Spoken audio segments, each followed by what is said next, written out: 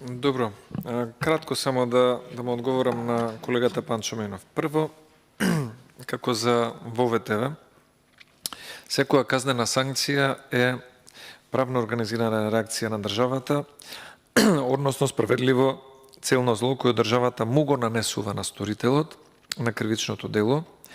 Меѓутоа, таа представува целно зло, бидејќи незината смисла не е само во тоа да му возврати на сторителот со иста мерка за тоа што го направил или сгрешил, туку со неа се настојува да се постигнат определени социјално корисни цели за државата и за општеството, да има почитување на законите во земјата и не вршење на други кривични дела од истото лице или од други лица, значи да има и поука.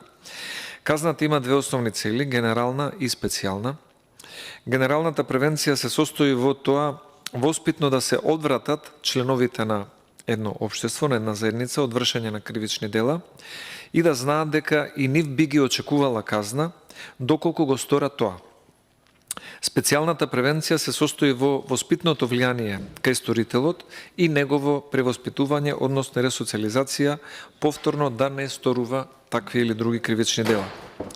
Но, при нагласувањето на генерално-превентивниот дел на казнувањето води кон зголемување на строгоста на кривичниот законник и зголемување на изречените казни. Овој пристап не треба да води кон зголемување на драконските кривични санкции, туку да води кон зголемување на ефикасноста во откривање и превенција на кривични деликти. Антипревентивното дејство може да има и она што во теоријата некога се нарекува инфлација на осуди. Овде имаме точно, заради однесувањето на министерот за внатрешни работи Оливер Спасовски, ние имавме инфлација на казни, за да покаже колку е моќен, и сега тоа е последицата, имаме инфлација на осуди. Значи немаме ние овде 3, 5, 10 или 20 поединци, па тие лично да сватат дека направиле прекршок, а поучно да влијаат за цело општество. Ние имаме инфлација на казни и инфлација на осуди. Изведувањето на преголем број на луѓе пред кривичните судови за една иста казна и го симнува на казната ореолот на инфамија. Човекот е мотивиран да се воздржи од извршување на кривично дело само при сознание дека поради тоа ќе биде бележан како поединец. Ако можне голем број на граѓани се во оваа група на бележани, казната го губи своето застрашувачко и одвраќачко дејство. Казнувањето за кривично дело член 205 и 206 од кривичниот законник ја доживува токму оваа судбина.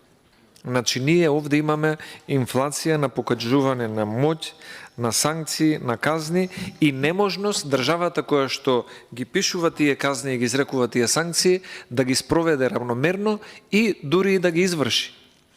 Средбата да се коригирам на представници од кривичниот суд и од казнено-поправните установи кај председателот Пендаровски се одржала во јули 2022 година. Значи, во јули 2022 година, тоа значи дека била пред 8-9 месеци.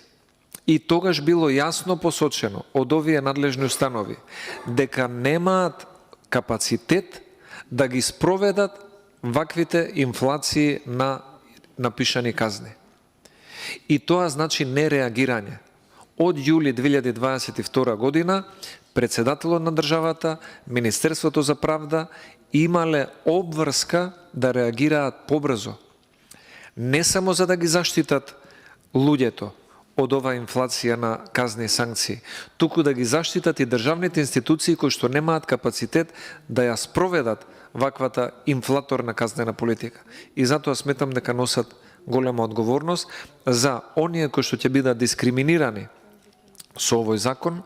Одговорноста е кај председателот на државата и Министерството за правда. Благодарам.